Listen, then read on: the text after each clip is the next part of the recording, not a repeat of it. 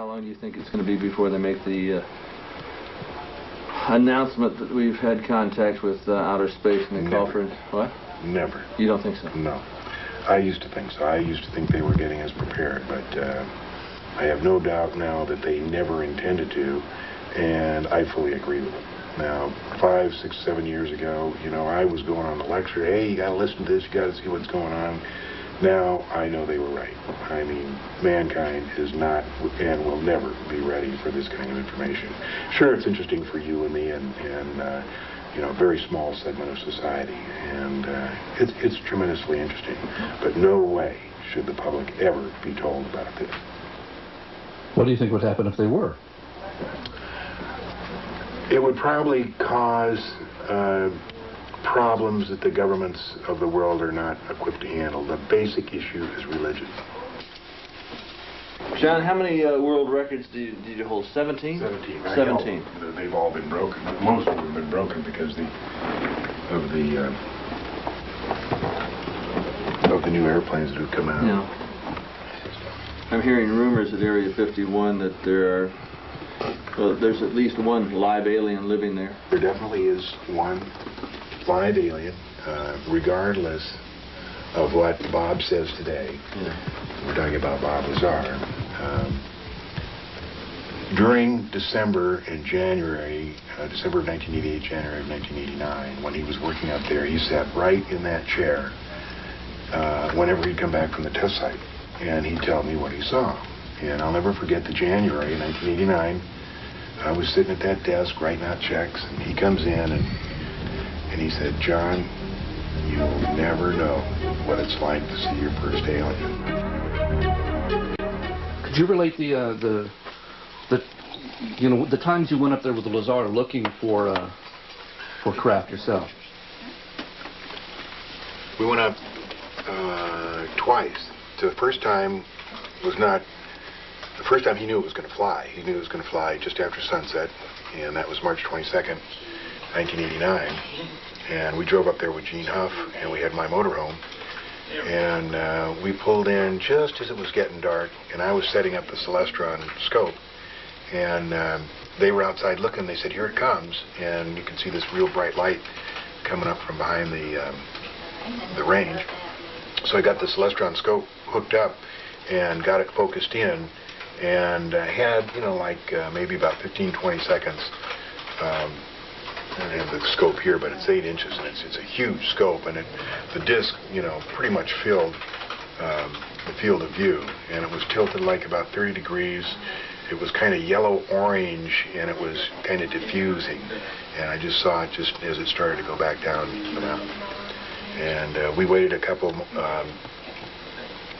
hours that night and didn't see it again. The next Wednesday night was March 29th, and I was on a flight with American Transair stuck in Minneapolis.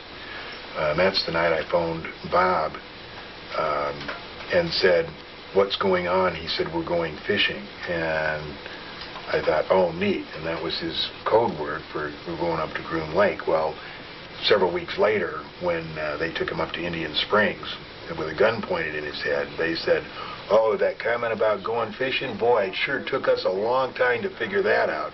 They were pretty sarcastic over it. You know, they were taping both our phones here. Anyway, that was the night that they got the film of the saucer stitching its way across the sky, the night sky that George Knapp and a few others used. Incidentally, the first night we were so excited that the video camera stayed right on the bumper of the motorhome. It didn't get pointed at it.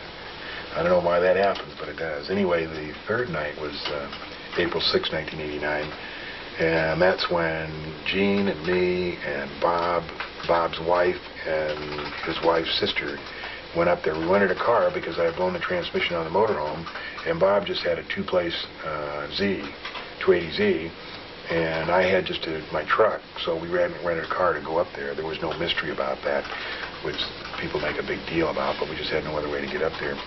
We drove in. We had in the back Geiger counters, film, cameras, videos, everything. And as we drove down Groom Lake Road at that time, we thought that the legal cutoff was that road that comes down from Mailbox Road. And so when we got there, I said, look, let's just stay here, and even if we get a mile closer, it's not going to make that much difference in the film. And they said, no, no, let's go on. So we went another couple hundred feet, and we had the lights out, and I was leaning out the window, telling them to go left and right. We stopped, and a couple sets of headlights,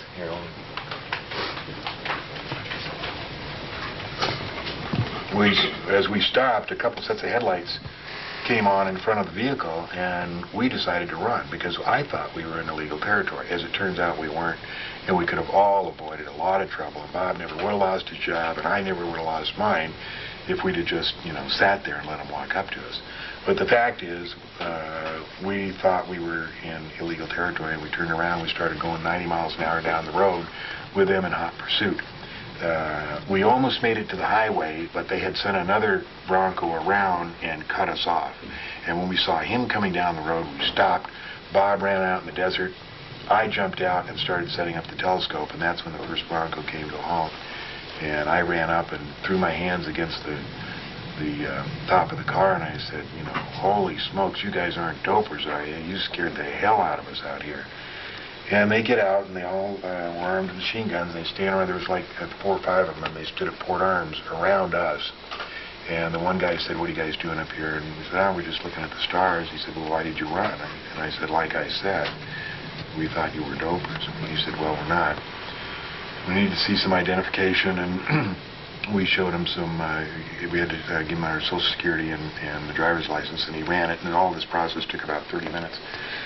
And he said, we can't kick you off the range here because it's BLM land. He said, but we'll make it awful uncomfortable if you stay here. So they turned around and left. We stood behind the car waiting for about 15 minutes, and then Bob comes out of the desert. And we start talking about all the stuff that we'd done, the 3 weeks before, the 2 weeks before, all the stuff that we had done that night, all the preparation and everything, not realizing that all the time they had just gone about maybe 100 meters down the road and were filming us in infrared and listening to us with a parabolic microphone, all of which was made readily apparent to Bob the next day when he was taken up to security. But anyway, we had no idea this was going on, even though there were several real good clues. And one was, one of the guys down there dropped a scope. And we not only heard it, but we saw it, and we saw a cigarette. But nobody ever decided, I don't even know why we didn't go down and investigate. But the fact is we didn't. So anyway, we packed up our stuff and went out on the road. And as we got to the highway, we were stopped by the Lincoln County Sheriff, Doug Lamoureux, who has since become a good friend. And he kept us there for an hour. He wanted to see in the trunk, but we wouldn't let him in there, mainly because that was where the gun was that Bob had taken out in the desert. But anyway, it seems that Lamoureux knew exactly what was going on. He wanted to know why there was 5 people in the vehicle now and only 4 on the test site, and he wanted to know where the gun was. So obviously there was communication between the security forces on the test site and the sheriff. Anyway, we stood there for an hour. Nobody said anything. And finally, to bring this all to a halt, Bob decided to confess that it was his gun, and it was in the trunk. And I saw him walking to go ahead and do it. And at that split second, Doug said, okay, look, here's what we're going to do. I've been advised to release you guys, but we don't want to ever see you here again, ever. And he let us go. And it was a real quiet ride home that night. And the next day, Bob's boss, Dennis Mariana, called him up and said, Bob, I'm going to pick you up. Don't go to the airplane. Meaning don't go to the EG&G. He picked him up. He drove him up to Indian Springs, which is this site of the entire security for the test site. And they actually pulled him out of the car with a gun in his head and a gun in his ear and said, Bob, when we gave you the security clearance and told you this was a secret, it didn't mean you could tell all your friends about the flying saucers. Now, do you want to work with us or not? And he was non-committal. And for the next few days, he was making up his mind. And I think the reason he decided not to continue working up there was the fact that the last 2 trips that he made up to Groom Lake, he can remember flying up and flying back, but he couldn't remember what they did. And the mind control program that they have for the people that are involved up there in very, very classified programs is disconcerting. You can remember everything you have to when you're up there at work and everything, but when you come back, you can't remember anything. All you can remember is getting in the airplane and coming back.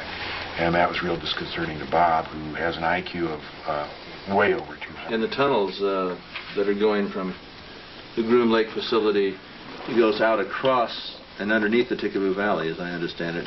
They're 70 feet across? I don't know too much about the tunnels, but we did find a new base out there. It was kind of interesting. I heard about it in 1983-84. A friend of mine was in construction, and he was up there working on TTR, Tonopah Test Range.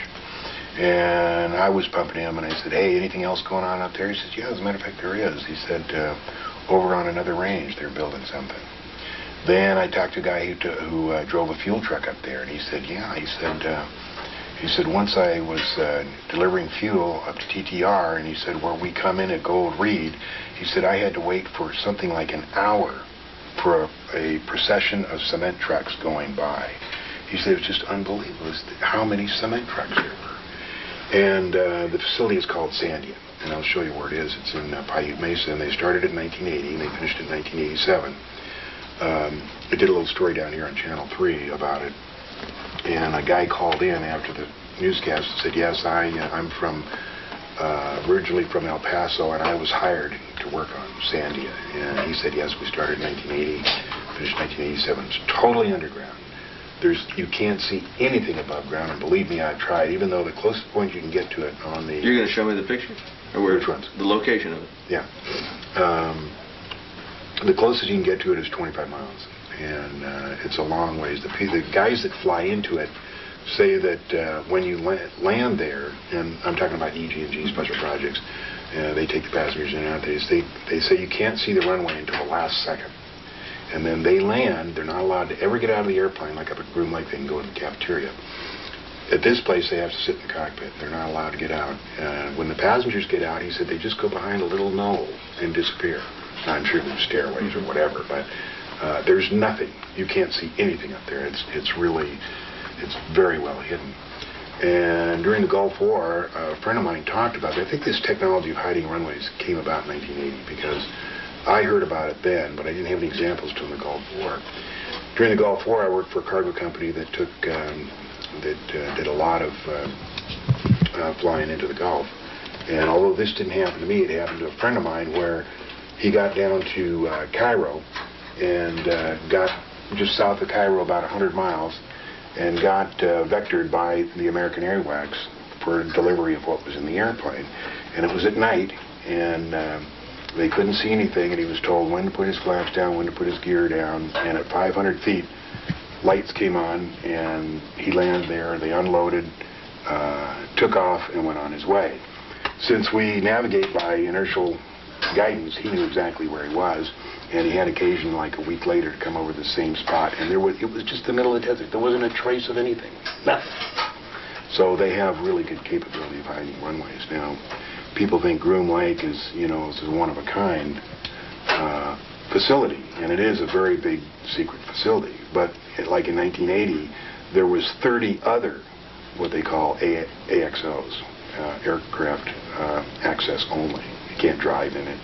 In 1980 there was 30, so today there may be more. There may be more, there may be less. But this Las Vegas, this Highway 95, this is 93.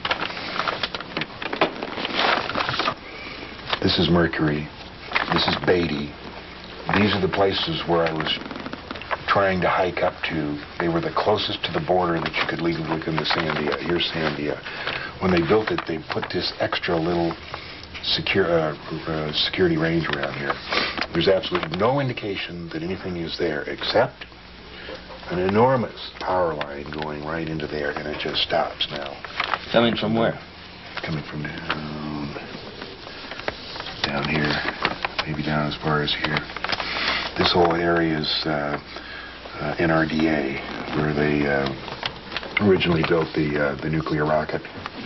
All that facility is there. This is the famed Yucca Mountain where they want to store stuff. This is Groom Lake. That's the new strip there. TTR is up there. The orientation of the runway is there. On December 23rd, I was flying a mail contract in a DC-8, and I came by this way, just to the north of here, going into Oakland, and I tuned in Dreamland 120.35. As a matter of fact, if you want to listen to them going in and out, I can put it on the scanner, because I got a big antenna that goes here. So it was about 5:30 in the afternoon, real cloudy, real dark and everything, so I just turned on 123.35 and said, Dreamland, Dreamland, John, Lear, and Bob Lazar wish you a Merry Christmas. And you know that nobody answered me.